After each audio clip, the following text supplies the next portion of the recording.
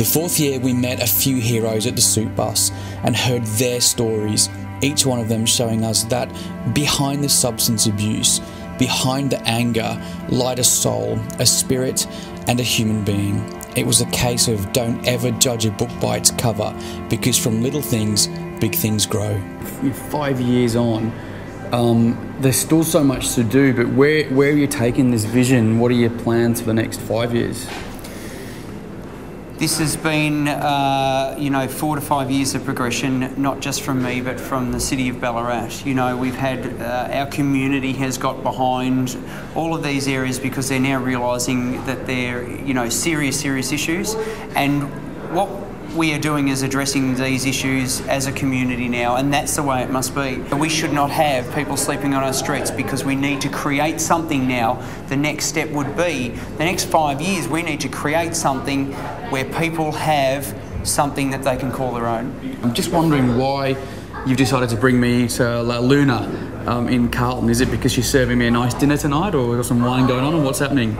It's a matter of taking advantage of every opportunity, and with the charity ball we found another option to give people, young people, an opportunity to maybe find an interest or a passion with Vocation.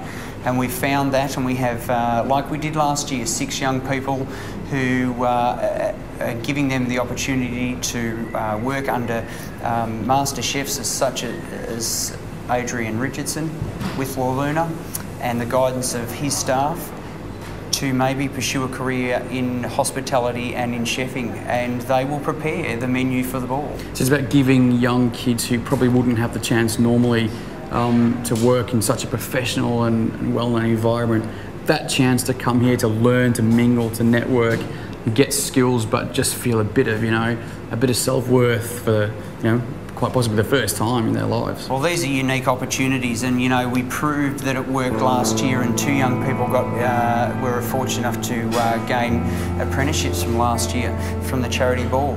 This year we believe that this will happen again, and now we have the expertise of La Luna. We're very excited. Well, let's head inside and meet some of the kids that are cooking our menu for tonight. So let's go and meet them.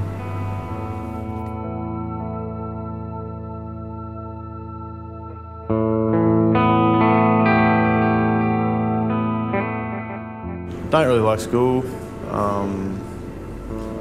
Most of the mates gone off. Probably 50% of the mates are gone.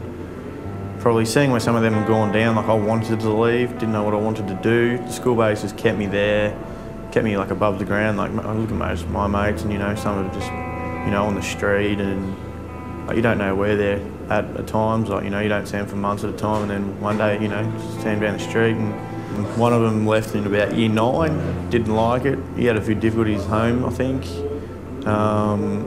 Just ended up leaving school.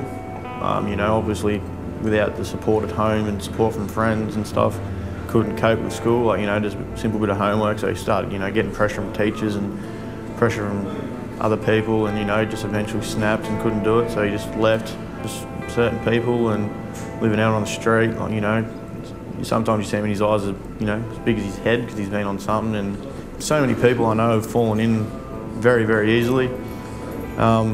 With the opportunities I've had though, I've been able to keep out of that, still at school. Like the numbers from, by the time we get to year 11 from year 7 have dropped by half. If something goes wrong, you've got to keep pushing through it.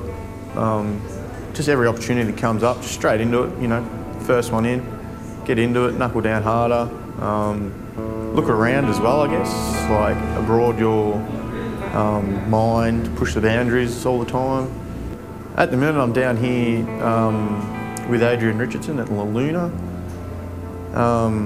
just developing more skills. I've already learnt, I've been here 5 hours today probably, and just learnt probably more than I would in 3 or 4 weeks in Ballarat, so it's a lot to take in. Just amazing kitchen, so you're learning more about the food, different people as well, so you get to learn about different people, learn some more skills from Adrian himself, which is pretty amazing.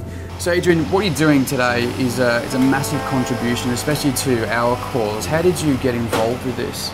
Well, I've been doing lots of things over the years where we get, you know, young boys in, and there's nothing better than a kitchen to get them all ship-shape and disciplined, and it works really well. So I got involved with it with a friend of mine who I've been working with for 20 years, and I thought it's a great idea. And you know, the guys have come into the kitchen and they've been working and having fun, and yeah, I hope they've been having fun anyway. Well, with me around they have been, but and yeah, I think it's a great thing.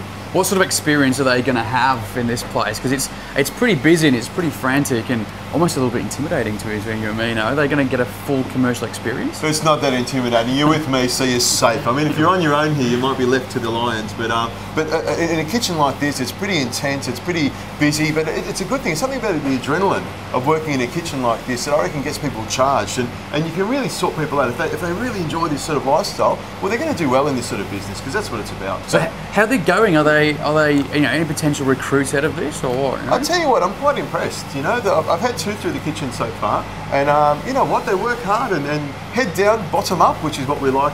We've all been there. We've all been there. You know what it's about, and I just think there's, you know, I like them so far. They've worked really well. I haven't had any problems, and you know what? I don't think I will. I think they're all pretty good kids. You must be horrified at Craig actually raiding the chocolate truffle cabinet. He's in there now, troughing as we speak.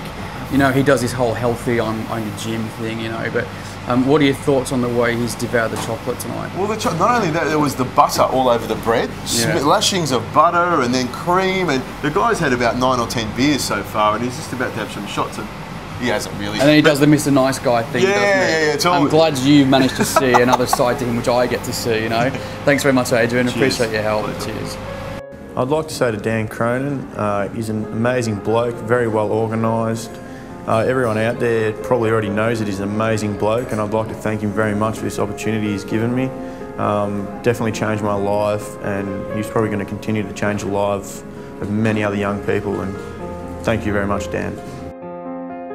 It's so easy to slip through the gaps and end up on the streets with a substance abuse problem, which is a real slippery road, leading often to tragic consequences. And even in Ballarat, a regional city with a proud heritage, this issue continues to skyrocket.